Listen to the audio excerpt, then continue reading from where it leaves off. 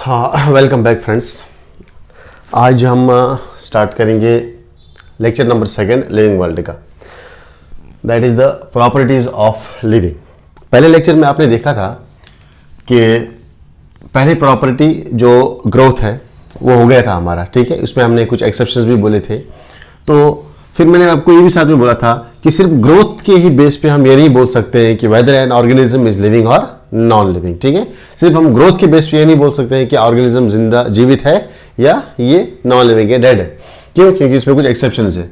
इसके बाद second property जो आज है दैट इज द रिप्रोडक्शन, ठीक है। आपको याद होनी चाहिए कि जो हमारी लिविंग की प्रॉपर्टीज हैं मेनली 5 प्रॉपर्टीज हैं। पहला है growth, second is reproduction, third is the metabolism, fourth is the cellular nature and fifth is the consciousness. चलो सेकंड प्रॉपर्टी पे आ जाएंगे, that is the reproduction.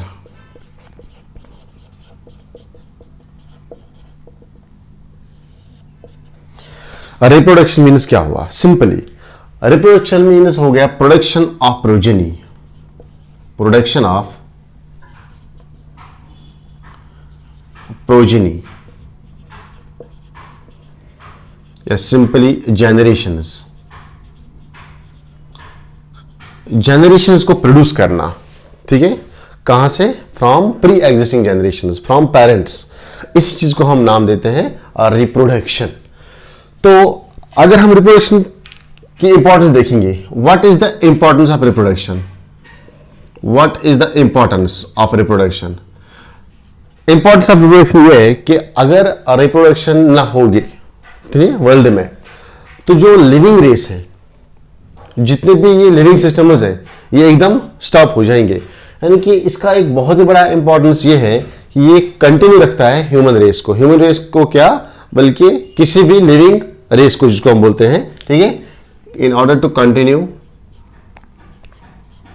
The race, continuation of generation, generations को continuous रखना, ये किसकी importance है? Reproduction की importance. आपको मालूम होगा कि रिप्रोडक्शन जो है इसके 2 टाइप्स होते हैं। One is known as the sexual reproduction, second is known as the asexual reproduction. Asexual reproduction, यहां पे हमें इस रिप्रोडक्शन को as a property of living पढ़ना है। यहां पे हमें इसमें मैकेनिज्म नहीं पढ़ना है, रिप्रोडक्शन कैसे होता है, इंटरनल एक्सटर्नल फर्टिलाइजेशन के वगैरह, वो कुछ नहीं पढ़ना है। यहां पे सिर्फ हमें इसको पढ़ना है as a characteristics of living. ये रिप्रोडक्शन जो है ये as a characteristic of living organism है या नहीं है। सेक्सुअल रिप्रोडक्शन में आपको मालूम है कि यहां पे क्या होता है सेक्सुअल रिप्रोडक्शन में? Here mainly fusion of gametes होता है। यहां पे ये आपको मालूम है, फ्यूजन ऑफ गैमीट्स। कौन से gametes? Male gamete and female gamete. ये आपको मालूम है। मेल गैमीट का क्या होता है? Sperm, while as female gamete का होता है एग। ये दोनों जब फ्यूज हो जाते हैं तो ये बनाता है जाइगोट। ऐसे मोड ऑफ रिप्रोडक्शन को हम बोलते हैं सिंपली सेक्सुअल रिप्रोडक्शन। जो ये फ्यूजन हुआ यहां पे, इसमें सिंपली क्या होता है सेक्सुअल में? आप बोल सकते हो कि सेक्सुअल में होता है syngamy. It is known as the syngamy, यानी कि फर्टिलाइजेशन होता है male gamete and female gametes का। तो हम बोल सकते हैं यहां पे कि जो सेक्सुअल रिप्रोडक्शन होती है it needs 2 parents most cases में, ठीक है। Mostly need of 2 parents, one is the male parent, second is the female, ठीक है। मेल एंड फीमेल पेरेंट्स की यहां पे नीड होती है, यानी कि 2 पेरेंट्स के बीच में ये रिप्रोडक्शन होता है। इसको हम बोलते हैं सिनगैमी। अगर हम बात करेंगे एसेक्सुअल की, तो एसेक्सुअल में मोस्टली सिंगल पेरेंट होता है, single parent is involved. Reproduction में सिर्फ सिंगल पेरेंट इन्वॉल्व होता है। तो यहां पे नो फ्यूजन ऑफ गैमेट्स, कोई भी फ्यूजन ऑफ गैमेट्स नहीं होता है यहां पे, ठीक है, क्लियर। तो मोस्टली यहां पे सिंगल पेरेंट इन्वॉल्व होता है, इसको हम बोलते हैं एसेक्सुअल मोड ऑफ रिप्रोडक्शन। ठीक है, तो यहां पे कभी कभी क्या है, सिंगल गैमेट भी यूज होते हैं। सिंगल गैमेट से भी क्या बनता है, कभी ऑर्गेनिज्म बनता है, इनके सब एसेक्सुअल में। अगर हम बात करेंगे सेक्सुअल की, फिर से आएंगे इस पे वापस, तो इट नीड्स टू पेरेंट्स, यहां पे मैंने बोला था, लेकिन यहां पे दो पेरेंट्स में से एक एक्सेप्शन है, देयर इज एन एक्सेप्शन, जहां पे सिर्फ एक ही पेरेंट जो है, एक ही पेरेंट यूज होता है सेक्सुअल रिप्रोडक्शन में। एग्जांपल है आपके पास टीनिया, ठीक है, टीनिया सोलियम, जिसको हम बोलते हैं टेपवर्म, जिसको हम बोलते हैं टेपवर्म। टेपवर्म में क्या होता है, ये एक हर्माफ्रोडाइट ऑर्गेनिज्म है, ये एक हर्माफ्रोडाइट ऑर्गेनिज्म है जिसमें सेल्फ फर्टिलाइजेशन होती है, याद रखना, hermaphrodite, hermaphrodite but occurs self fertilization। Generally हम देखते हैं कि जो सेक्सुअल रिप्रोडक्शन होता है उसमें क्रॉस फर्टिलाइजेशन होती है, मेल का गैमेट फीमेल की बॉडी में आता है। ठीक है, तो लेकिन यहां पे अगर हम देखेंगे कुछ एक्सेप्शन है यहां पे टेपवर्म का। टेपवर्म तो हर्माफ्रोडाइट है, हर्माफ्रोडाइट मींस एक ही इंडिविजुअल्स में both male as well as female present हैं, दोनों, लेकिन उसमें सेल्फ फर्टिलाइजेशन होती है। सिर्फ मैं आपको समझाऊंगा। फॉर एग्जांपल, अगर ये एक टीनिया सोलियम है, ये इसके पास सेगमेंट्स हैं, ये बॉडी के सेगमेंट्स हैं,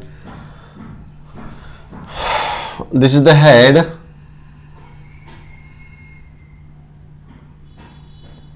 ठीक है, ये इसके पास बॉडी के सेगमेंट्स हैं।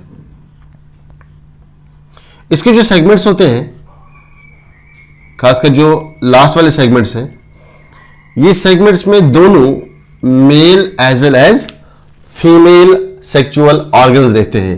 मान लो ये टेस्टिस हैं और ये ओवरीज हैं। ठीक है, मैं लिखूंगा यहां पे टेस्टिस, ये ओवरीज होंगे,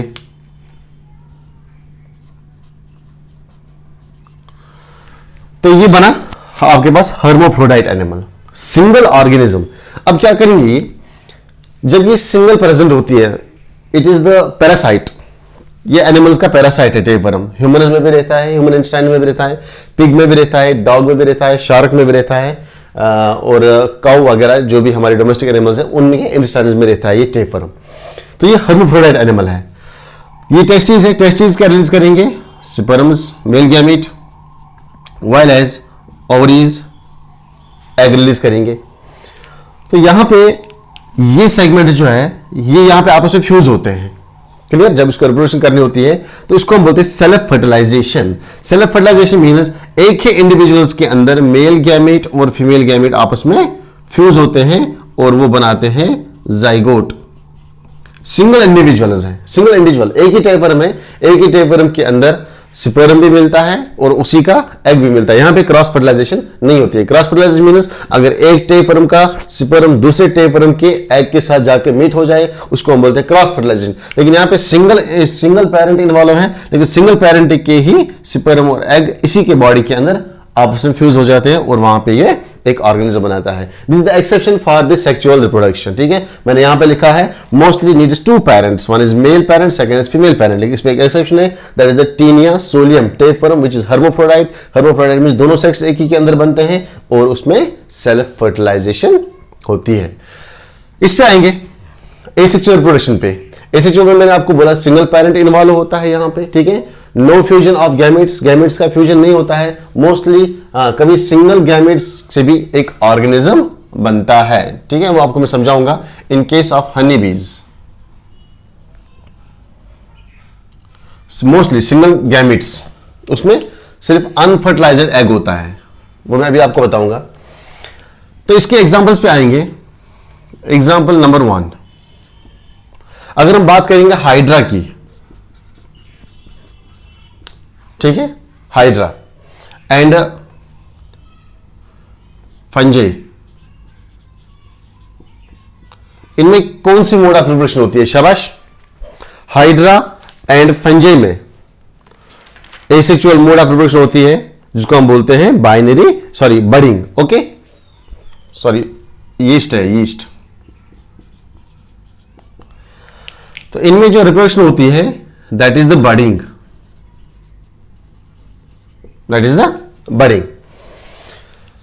बड निकल आता है बॉडी पे। For example if this is the hydra, अगर ये हाइड्रा है, इसकी बॉडी के यहां पे एक बड निकल आता है और ये बड फिर मैच्योर होके एक नया हाइड्रा बनाता है।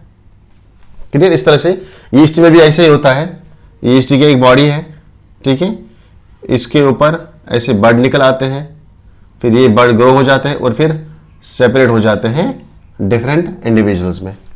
इसको हम बोलते हैं asexual mode of reproduction. Single parent involve हो गए यहां पे, ठीक है। इसके बाद एग्जांपल नंबर सेकंड, ये एसेक्सुअल रिप्रोडक्शन होती है फ्लैट वर्म्स में भी, फ्लैट वर्म्स। इसकी एग्जांपल है प्लेनेरिया, जिसको हम बोलते हैं फ्लैट वर्म। प्लेनेरिया में क्या होता है, ये एक ऐसी वर्म है जिसको सबसे ज्यादा पावर ऑफ रीजनरेशन है एनिमल किंगडम में। क्लियर? अगर इसके हम फ्रेगमेंट्स करेंगे 1 2 3, तो हर एक फ्रेगमेंट जो है वो न्यू ऑर्गेनिज्म बनाएगा, न्यू प्लेनेरियल वर्म बनाएगा।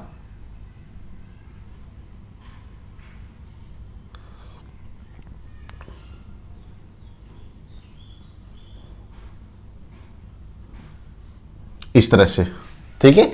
इसको हम बोलते हैं रीजनरेशन। तो हम बोल सकते हैं कि प्लेनेरियल वर्म जो है इनमें हाई पावर ऑफ रीजनरेशन है। अगर इसको हम फ्रेगमेंट्स करेंगे, फ्रेगमेंटेशन से इसको, फिर ये ईच फ्रेगमेंट जो है, each fragment is developed into new whole organism, ठीक है। हर एक फ्रेगमेंट जो है अपना एक नया नया ऑर्गेनिज्म बनाता है। इस तरह से इसकी एग्जांपल नंबर 3 हम लेंगे एसेक्सुअल की। जो एसेलुलर ऑर्गेनिज्म होते हैं, यानी कि sorry unicellular organism, unicellular organisms like amoeba, like that of the bacteria, शाबाश, यूनिसेलुलर एल्गी,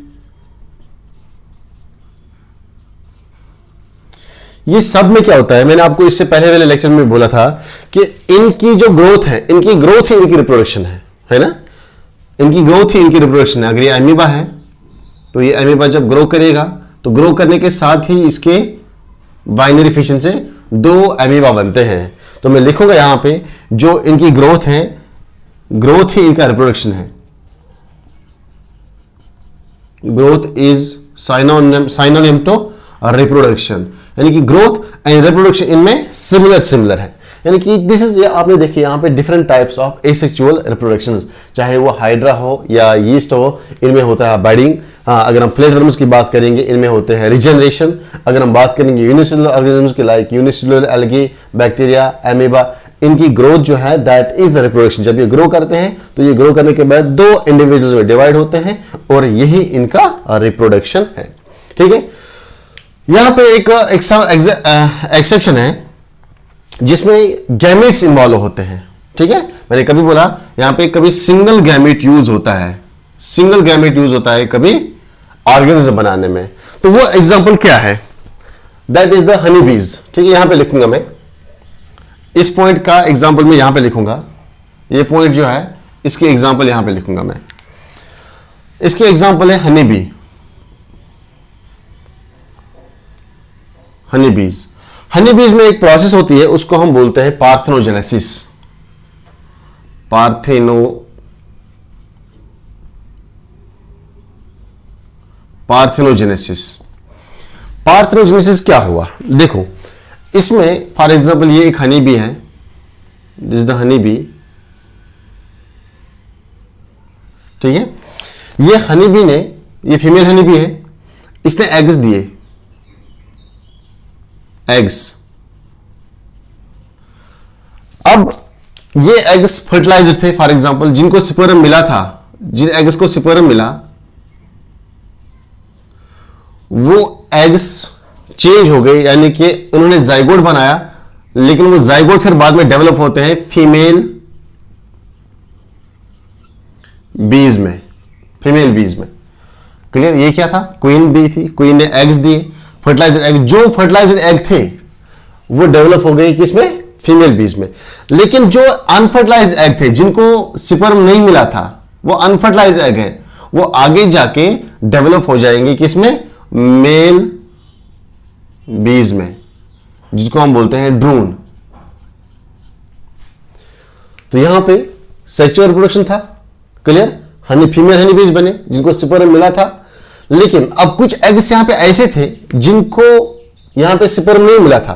तो मैं बोल सकता हूं क्या, ये वाला रिप्रोडक्शन जो है जिससे मेल बीज बने, ड्रोन्स बने, इसको मैं बोल सकता हूं this is the asexual type of reproduction, this is asexual.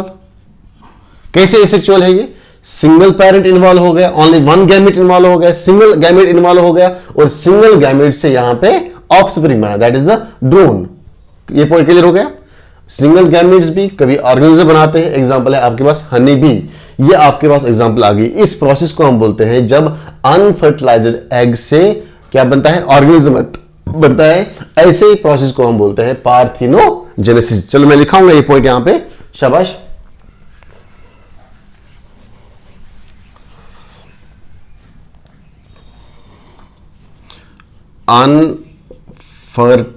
Unfertilised eggs जब चेंज होंगे मेल बी में, जिनको हम बोलते हैं ड्रोन्स, तो ये एक प्रकार का एसेक्सुअल रिप्रोडक्शन है। This is the type of asexual reproduction which is known as the parthenogenesis. समझ में आ गया? जब अनफर्टिलाइज्ड एग्स चेंज होंगे इनटू मेल बीज में, this is the example of parthenogenesis. ये पॉइंट आपको क्लियर हो गया है कि सिंगल गैमेट, कभी सिंगल गैमेट से, सिंगल गैमेट कौन था यहां पे? अनफर्टिलाइज्ड एग, इसने आगे जाके ऑर्गेनिज्म बनाया, that is the male drone. इस प्रोसेस को हम बोलते हैं पार्थिनोजेनेसिस। तो parthenogenesis is the example of asexual reproduction. Okay, शाबाश। चलो नोट करो इसको।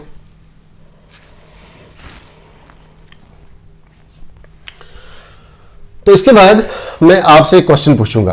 क्वेश्चन है, अब मैंने आपको सेक्सुअल भी बताया एंड एसेक्सुअल भी बताया यहां पे, तो अब मैं आपसे क्वेश्चन राइज करना चाहता हूं।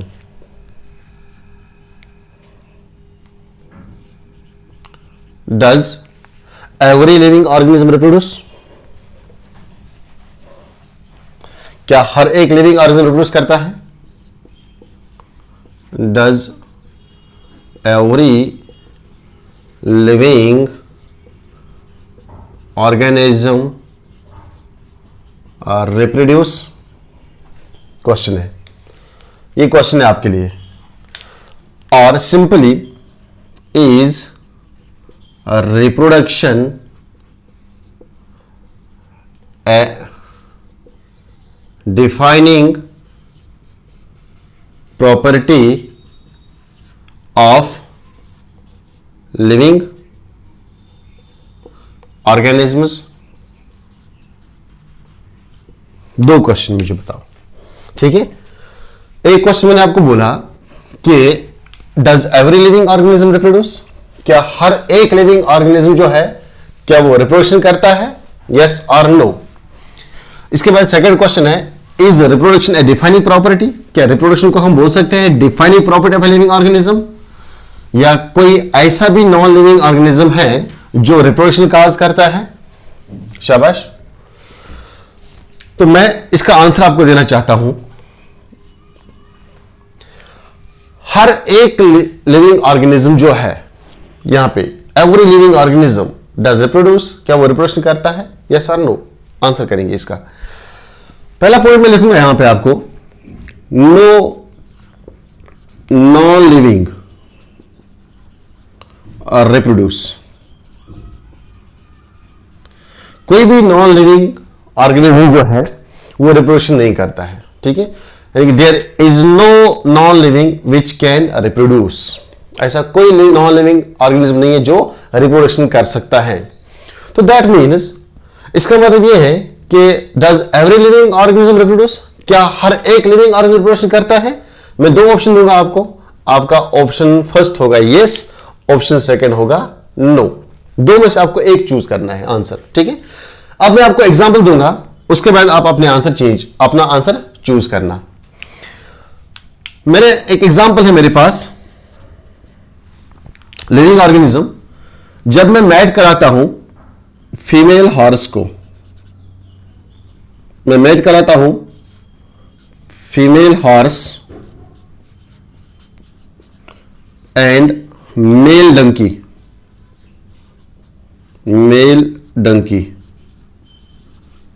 फीमेल हॉर्स और मेल डंकी को मैं जब मेट कराता हूं तो यहां पे एक ऑर्गेनिज्म बनता है, उसका नाम है म्यूल।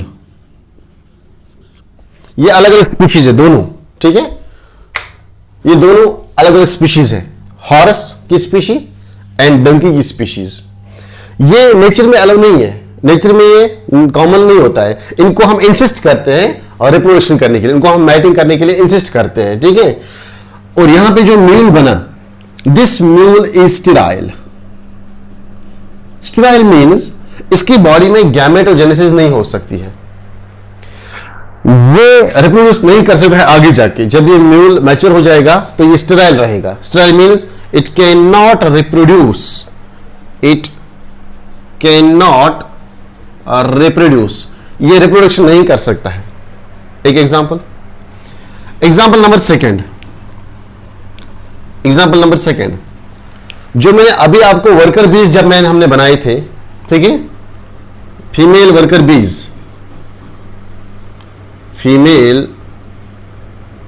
बीज, दे आर ऑल्सो स्टेराइल, वो भी स्टेराइल है। Sterile means they can not reproduce,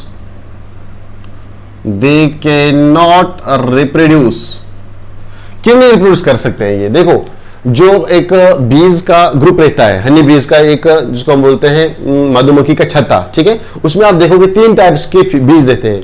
एक होती है इसमें क्वीन, दूसरा होता है उसमें वर्कर बीज, ये फीमेल होती है, क्वीन भी फीमेल होती है, और मेल इसमें रहते हैं, उनको हम बोलते हैं ड्रोन्स, ठीक है। ये दोनों फर्टाइल होते हैं, क्वीन एंड ड्रोन। बाकी जो वर्कर बीज हैं ये स्टेराइल रहते हैं, ये रहते हैं sterile. Sterile means they can not reproduce. तो फीमेल का काम होता है, यहां पे क्वीन का काम होता है एग्स देना, तो ले एग्स, और मेल ड्रोन्स का काम होता है इनको फर्टिलाइज करना, ठीक है, इनको फर्टिलाइज करना मेल स्पर्म से, तब जाके यहां पे बनते हैं फीमेल वर्कर बीज। जो यहां पे फीमेल वर्कर बीज बनते हैं ये स्टेराइल रहते हैं, यानी कि इनकी बॉडी में गैमेटोजेनेसिस नहीं होते हैं, they can not produce eggs, ये एग प्रोड्यूस नहीं कर सकते हैं, इसलिए ये स्टेराइल रहते हैं, ठीक है। एग्जांपल नंबर 3, आपने देखा होगा बहुत सारे ऐसे ह्यूमन्स हैं, ह्यूमन बींग्स में, जिनमें अगर हम एग्जांपल लेंगे किसी फीमेल की ओवरी में प्रॉब्लम है तो वो बच्चा पैदा नहीं कर सकती है, उसको हम बोलते हैं स्टेराइल फीमेल। या मेल में कोई प्रॉब्लम है, जैसे कि ओलिगोस्पर्मिया है, एजोस्पर्मिया है, स्पर्म प्रॉपरली नहीं बन रहा है, इरेक्टाइल डिसफंक्शन है, एडी है, या वो बच्चा पैदा नहीं कर सकता है, तो उनको भी हम बोलते हैं स्टेराइल। तो हमारे पास तीसरा ग्रुप है ह्यूमन्स का, ह्यूमन कपल, वो भी कभी कभी स्टेराइल होते हैं, they also can not produce child, they also can not reproduce, ठीक है।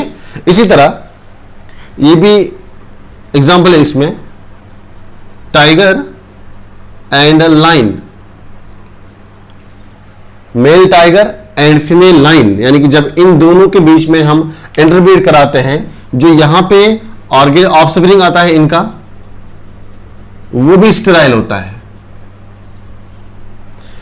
तो मुझे आप इस क्वेश्चन का आंसर करो, does every living organism reproduce? क्या सब लिविंग ऑर्गेनिज्म, जितने भी लिविंग लाइफ हैं, क्या वो रिप्रोड्यूस करते हैं? तो आपका आंसर आएगा यहां पे no. No is your answer. क्यों? क्योंकि मैंने आपके सामने कुछ एग्जांपल्स रखी हैं, जैसे कि आपके पास है म्यूल, लिविंग ऑर्गेनिज्म है बट कैन नॉट रिप्रोड्यूस। आपके पास एग्जांपल है फीमेल वर्कर भी, इनमें ये जीवित है, लिविंग है, लाइफ है, स्टेराइल है, can not reproduce. Human couple, कुछ ऐसे कपल्स होते हैं जो स्टेराइल है, which can not reproduce, living है लेकिन कैन नॉट रिप्रोड्यूस। यहां पे जो ऑफस्प्रिंग बना लिविंग है but are sterile, can not reproduce. तो इसलिए इस क्वेश्चन का आंसर आएगा does every living organism reproduce? क्या हर एक जीवित जो ऑर्गेनिज्म है क्या वो रिप्रोडक्शन करता है? अगर आपका आंसर यस आएगा फिर आप इनको इग्नोर करते हो। आपका आंसर आना चाहिए नो, क्योंकि आपके पास कुछ एग्जांपल्स ऐसे भी हैं which are living but can not reproduce, they are sterile. Okay, अब मुझे इसका आंसर करो, is reproduction a defining property of living organism? क्या रिप्रोडक्शन लिविंग ऑर्गेनिज्म का डिफाइनिंग प्रॉपर्टी है? क्या हम इस बेस पे बोल सकते हैं कि रिप्रोडक्शन के बेस पे हम बोल सकते हैं वेदर ऑर्गेनिज्म इज लिविंग और non living? No no no no no. क्यों? Why not? क्योंकि आपके पास कुछ ऐसे लिविंग हैं जो लिविंग है, लेकिन वो आपके पास ऐसे ऑर्गेनिज्म है जो लिविंग है बट कैन नॉट रिप्रोड्यूस। इसीलिए हम बोल सकते हैं reproduction is not a defining property of living organism. मैं पॉइंट लिखूंगा so that we can say reproduction is not a defining property of living. जिस तरह ग्रोथ प्रॉपर्टी नहीं था, नॉट, ये वाला भी डिफाइनिंग प्रॉपर्टी नहीं है, ग्रोथ भी डिफाइनिंग प्रॉपर्टी नहीं है। क्यों? क्योंकि इसमें कुछ एक्सेप्शंस हैं। देयर आर सर्टेन एक्सेप्शंस जिनकी बेस पे हम इसको ये नहीं बोल सकते हैं कि ये डिफाइनिंग प्रॉपर्टी है। डिफाइनिंग प्रॉपर्टी मींस हम क्या इस प्रॉपर्टी के बेस पे बोल सकते हैं कि ऑर्गेनिज्म लिविंग है, नॉन लिविंग है? नहीं। हाँ, हमने पहले बोला कि कोई भी नॉन लिविंग रिप्रोडक्शन नहीं कर सकता है, लेकिन इसके अपोजिट में भी हमारे पास कुछ ऐसे लिविंग हैं विच कैन नॉट रिप्रोड्यूस, जो ये प्रॉपर्टी नहीं दिखाते हैं। क्या वो लिविंग नहीं है फिर? हाँ, वो भी लिविंग है, लेकिन वो ये प्रॉपर्टी नहीं दिखाते हैं, इसलिए हम रिप्रोडक्शन की ही बेस पे नहीं बोल सकते हैं कि ऑर्गेनिज्म इज लिविंग और नॉन लिविंग। ओके, नाउ हो गया रिप्रोडक्शन भी। Now third is the metabolism. चलो जल्दी से नोट करो इसको। Third is the metabolism.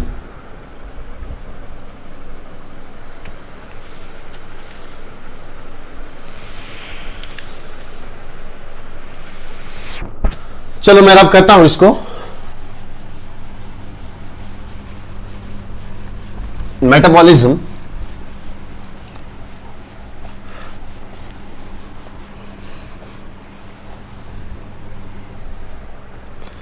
number third property, that is the metabolism or simply known as the cellular metabolism. Cellular metabolism. आपको मालूम है कि बॉडी के अंदर कोई भी बॉडी हो, चाहे वो प्लांट हो, चाहे वो एनिमल हो, चाहे वो माइक्रोब हो, इनके बॉडी में अंदर कुछ केमिकल रिएक्शंस होते हैं कंटिन्यूसली। ये केमिकल रिएक्शंस दो प्रकार के होते हैं, बोला मैंने आपको लास्ट लेक्चर में। ये हो सकते हैं सिंथेटिक रिएक्शंस भी, ये हो सकते हैं डिस्ट्रक्टिव रिएक्शंस भी। डिस्ट्रक्टिव रिएक्शंस भी, ठीक है। सिंथेटिक रिएक्शन में कोई चीज बनता है, इनको हम बोलते हैं एनाबॉलिक, इनको हम बोलते हैं कैटाबॉलिक। एनाबॉलिक एंड कैटाबॉलिक, जिसमें कोई चीज बनता है, फॉर एग्जांपल ये स्मॉलर माइक्रोमॉलिक्यूल्स है, सॉरी स्मॉलर माइक्रोमॉलिक्यूल्स, इनसे कोई बड़ा मॉलिक्यूल बना तो एनाबॉलिक रिएक्शन हुई। फिर मेरे पास एक कोई बड़ा मॉलिक्यूल है, इसकी ब्रेकडाउन होती है डिफरेंट माइक्रोमॉलिक्यूल्स में, तो इसको हम बोलते हैं कैटाबॉलिक रिएक्शन। ये दोनों रिएक्शन मेटाबॉलिक प्लस कैटाबॉलिक, इसको हम बोलते हैं एनाबॉलिक प्लस कैटाबॉलिक, इसको हम बोलते हैं मेटाबॉलिज्म। तो ये कहां पे होता है? हमारे बॉडी के अंदर, इनसाइड द बॉडी। बॉडी में क्या होते हैं? सेल्स, इसीलिए हम इसको बोलते हैं सेल्यूलर, क्योंकि ये सेल्स के अंदर होता है, इसलिए हम इसको बोलते हैं सेल्यूलर मेटाबॉलिज्म। सेल के अंदर मेटाबॉलिज्म होना। तो क्या मैं बोल सकता हूं कि मेटाबॉलिज्म जो है ये एक डिफाइनिंग प्रॉपर्टी है लिविंग ऑर्गेनिज्म की? इससे पहले मैं एक पॉइंट लिखूंगा, नॉन लिविंग, ऐसा कोई भी नॉन लिविंग नहीं है विच शोज मेटाबॉलिज्म। क्यों? क्योंकि मेटाबॉलिज्म जो है ये लिविंग सेल्स के अंदर होता है। केमिकल रिएक्शंस जो है वो लिविंग सेल्स के अंदर होती है। इस तरह से कोई भी ऐसा नॉन लिविंग नहीं है विच शोज मेटाबॉलिज्म, जो मेटाबॉलिज्म शो करता है, ऐसा कोई भी नॉन लिविंग नहीं है। दैट मीन्स मैं बोल सकता हूं कि जो सेल्यूलर मेटाबॉलिज्म है, cellular metabolism is the defining feature of a living organism. ये दोनों जो थे, फर्स्ट एंड सेकेंड, जब हम ग्रोथ की बात कर रहे हैं और रिप्रोडक्शन की बात कर रहे हैं, ये दोनों डिफाइनिंग फीचर नहीं है, not defining feature of living organism. लेकिन जब हम सेल्यूलर की बात करते हैं या कॉन्शियसनेस की बात करेंगे या सेल्यूलर नेचर की बात करेंगे, ये तीनों जो है ये आते हैं डिफाइनिंग प्रॉपर्टी में। डिफाइनिंग प्रॉपर्टी यानी कि इन प्रॉपर्टीज की बेस पे हम बोल सकते हैं कि एक ऑर्गेनिज्म जो है वो लिविंग है या नॉन लिविंग है। क्लियर? क्योंकि मैंने आपको बोला no non living which shows the metabolism. ऐसा कोई नॉन लिविंग नहीं है जो मेटाबॉलिज्म शो करता है, और ऐसा कोई लिविंग नहीं है जो मेटाबॉलिज्म शो नहीं करेगा। समझा गया आपको? ऐसा कोई जीवित नहीं है जिसमें मेटाबॉलिज्म नहीं हो रहा है। जो भी लिविंग है उसमें मेटाबॉलिज्म प्रोसेस डेफिनेटली होता है। इसलिए मैंने बोला आपको कि metabolism is defining property. Cellular metabolism is a defining property of all living organisms. जितने भी लिविंग ऑर्गेनिज्म हैं उनमें सेल्यूलर मेटाबॉलिज्म होता ही है। लेकिन यहां पे सर मुझे बोलो कि नॉन लिविंग इसमें मेटाबॉलिज्म क्यों नहीं हो रहा है? बिकॉज नॉन लिविंग इसमें सेल्यूलर नेचर नहीं होता है। इसके बाद जो हमारा दूसरा प्रॉपर्टी पढ़ना है सेल्यूलर नेचर, वो नॉन लिविंग्स में, यानी कि non livings are not composed of cells. Non livings में सेल्स नहीं होते, इसलिए उनमें मेटाबॉलिज्म भी नहीं हो रहा है। लेकिन अगर मैं सर केमिकल रिएक्शंस की बात करूंगा, यहां पे मेरे पास केमिकल रिएक्शन लेबोरेटरी में भी होती है। इन द लैब में हम केमिकल्स मिलाते हैं, ठीक है? तो Na+Cl ये देता है NaCl, एसिड प्लस बेस मिलाओ ये देगा साल्ट आपको, ठीक है? तो इस तरह से वो भी केमिकल रिएक्शंस हैं, लैब में भी होती है। लेकिन यहां पे मैं एक एक्सेप्शन लिखूंगा, देयर इज एक्सेप्शन, मैं लिखूंगा chemical reactions are also in vitro. In vitro means होगा outside the body. Chemical reactions are in vitro और also in vitro. In vitro means हुआ आउटसाइड सेल, आउटसाइड सेल, या in vitro means होगा inside lab. Outside the cell और inside the lab, lab के अंदर होता है इन केमिकल रिएक्शंस। लेकिन उन केमिकल रिएक्शंस को हम नहीं नाम देते सेल्यूलर मेटाबॉलिज्म, उनको हम सिंपली नाम देंगे केमिकल मेटाबॉलिज्म या simply chemical reactions. They are not cellular, they are not cellular metabolism, वो सेल्यूलर मेटाबॉलिज्म नहीं है। लेकिन जो हमारे बॉडी के अंदर होता है उनको हम बोलते हैं सेल्यूलर मेटाबॉलिज्म।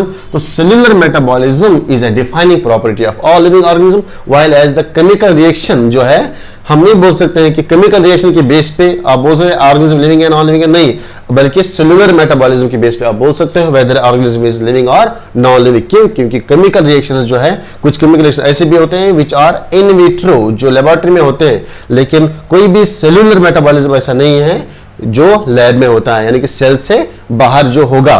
क्लियर? समझ आ गया बेटा आपको? सेलुलर मेटाबॉलिज्म नाम देते हैं यहां पे, नॉट सेलुलर। इस चीज को हम सेलुलर मेटाबॉलिज्म नाम नहीं देंगे। सेलुलर मेटाबॉलिज्म हम रिलेट विद द सेल्स, जो सेल के अंदर होगा। ठीक है, चलो अब एक और प्रॉपर्टी हमारे पास है, that is property number 4, cellular nature. Property number 4, cellular nature. इसमें कोई एक्सेप्शन नहीं है। जो भी लिविंग ऑर्गेनिज्म है they are composed of cells. All living are composed of cells. जो भी लिविंग ऑर्गेनिज्म है उसमें सेल्स होते हैं। यही एक मेजर डिफरेंस है between the living and the non living. अभी हमने पहला देखा ग्रोथ। ग्रोथ में कुछ ऐसे नॉन लिविंग हैं जो ग्रो शो करते थे। रिप्रोडक्शन में कुछ ऐसे लिविंग थे जो रिप्रोडक्शन नहीं शो करते थे। सेलुलर मेटाबॉलिज्म एक ऐसी प्रॉपर्टी है which is generally related with the living organism. लेकिन जब हम सेलुलर नेचर की बात करते हैं, सेलुलर नेचर में कोई एक्सेप्शन नहीं है। There is no exception, there is no exception, कोई एक्सेप्शन नहीं है। यानी कि ऐसा कोई नॉन लिविंग नहीं है जो सेल्स का बना होगा। समझ आ गया आपको? No non living has cells. कोई भी नॉन लिविंग में सेल्स नहीं है। This is the major difference between the living and non living organism. क्यों? क्योंकि नॉन लिविंग ऑर्गेनिज्म में सेल्स नहीं होते हैं, तो लिविंग ऑर्गेनिज्म में सेल्स होते हैं, सेल्स का बना होता है। अगर नॉन लिविंग में सेल्स होते तो वो यहां पे सेलुलर मेटाबॉलिज्म भी शो करते। ठीक है, तो मैं लिख सकता हूं यहां पे, cellular nature is a defining property, is a defining feature of all living organisms. Defining feature यानी कि हम इस बेस पे बोल सकते हैं, अगर आपके पास सिर्फ ये कैरेक्टर दिया जाएगा सेलुलर नेचर, बोलो इस बेस पे आप बोलो कि एक ऑर्गेनिज्म लिविंग होगा या नॉन लिविंग होगा, आप बोलोगे जिसमें सेल्स होंगे, जिसमें सेलुलर नेचर होगा उस वो लिविंग होगा। जिसमें सेल्स नहीं होंगे, जिसका नेचर सेलुलर नहीं होगा, which is not composed of cells, वो सिंपली नॉन लिविंग होगा। Okay, last one is consciousness.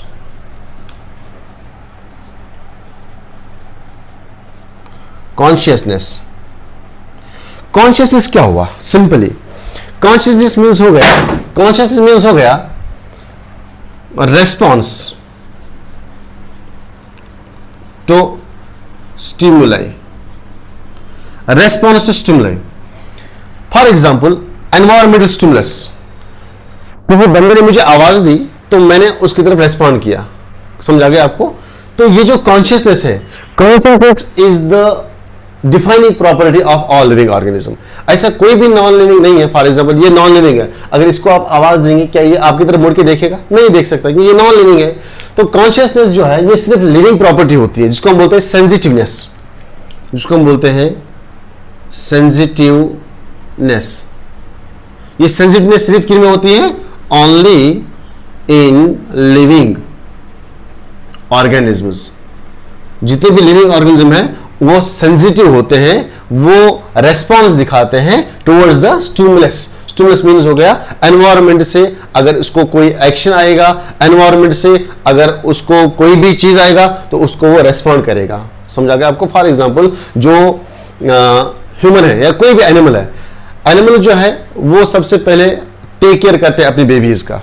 That means उनको मालूम है, उनके पास कॉन्शियस है, उनके पास ये सोचने की सलाहियत है कि अगर मैं बच्चे का केयर नहीं करूंगा तो ये मर सकता है, ये डिस्ट्रॉय हो सकता है। इसी तरह उसको हम बोल सकते हैं he is the conscious person, या simply he is the conscious animal. तो एनिमल किंगडम में, पूरे एनिमल किंगडम में जो ह्यूमन बीइंग है,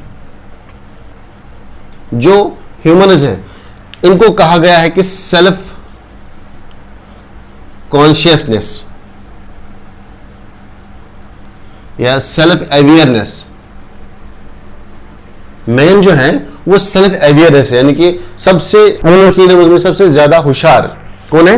मिस्टर मैन। तो इसलिए मैन को यहां पे कहा गया है कि सेल्फ कॉन्शियसनेस, यानी कि वो हर एक टाइप का रेस्पॉन्ड करता है, हर एक टाइप का स्टिमुलस जो है वो उसको रेस्पॉन्ड करता है एनिमल किंगडम में। ठीक है, ह्यूमनिज्म, सेल्फ कॉन्शियस और self awareness.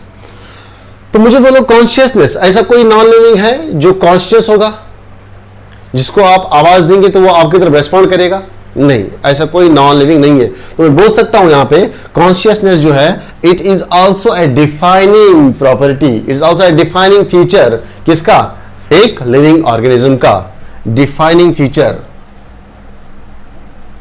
Defining feature of all living organisms. अब एक एग्जांपल है, अगर कोई बंदा कोमा में है, वो कोमा में चला गया, तो कोमा में आप उसके साथ बात करो, उसको मतलब स्टिमुलस दे दो बाहर से, उसको दिखाओ कुछ, वो कुछ रिस्पॉन्ड नहीं करेगा वहां से, ठीक है? वो एक ही एक्शन में बैठा है, वो उसी एक्शन में बैठा रहेगा जब तक वो कोमा में है। दैट मीन्स कोमा वाले पर्सन को हम बोलते हैं ब्रेन डेथ। उसका सिर्फ ब्रेन डेथ होता है। इसके एग्जाम्पल, हमारा एग्जाम्पल कोमा जो है that is the brain death. तो जो बंदा कोमा में है उसको हम अनकॉन्शियस बोल सकते हैं, अनकॉन्शियस, लेकिन तब तक उसको बोल सकते जब तक उसमें ये कंडीशन चलेगी। लेकिन जैसे वो कोमा से बाहर आएगा तो वो नॉर्मल ह्यूमन बीइंग है। क्लियर? तो कोमा वाला जो है this is the exceptional case. ये इसमें एक्सेप्शनल केस है, हमें एक्सेप्शन में नहीं जाना है, हमें जनरल में देखना है। जनरल जो है 99% जो एनिमल्स है वो कॉन्शियस है, लिविंग ऑर्गेनिज्म जो वो कॉन्शियस है। लेकिन इसमें कुछ ऐसे हैं जैसे कि डिजीज वाला केस, कोमा वाला पेशेंट है, उसकी ब्रेन डेथ होती है, लेकिन ब्रेन डेथ के साथ साथ उसका सेलुलर मेटाबॉलिज्म तो चलता है। इसलिए कोमा वाले पेशेंट को हम ये बोल सकते हैं कि अनकॉन्शियस, लेकिन उसको हम नॉन लिविंग नहीं बोल सकते हैं। क्यों? क्योंकि उसमें मेटाबॉलिज्म चल रहा है, मेटाबॉलिज्म उसमें चल रहा है, उसमें सेलुलर नेचर है, there is the cellular nature. हाँ, बल्कि सिर्फ उसकी ब्रेन की डेथ होती है, वो सोच नहीं सकता है, वो रेस्पॉन्ड नहीं कर सकता है, वो मूव नहीं कर सकता है बराबर। बाकी डाइजेशन, एक्सक्रीशन वगैरह सब कुछ चलता है उसके बॉडी में। समझ आ गया आपको? सिर्फ ब्रेन डेथ होती है कोमा में। तो इस पर्सन को, जो कोमा वाला पर्सन है, इसको हम ये नहीं बोल सकते हैं कि वो नॉन लिविंग है। नहीं, इस बेस पे हम नहीं बोल सकते उसको नॉन लिविंग, उसमें कॉन्शियसनेस नहीं है। नहीं, ये कुछ टाइम के लिए है, उसमें वो है नॉन लिविंग।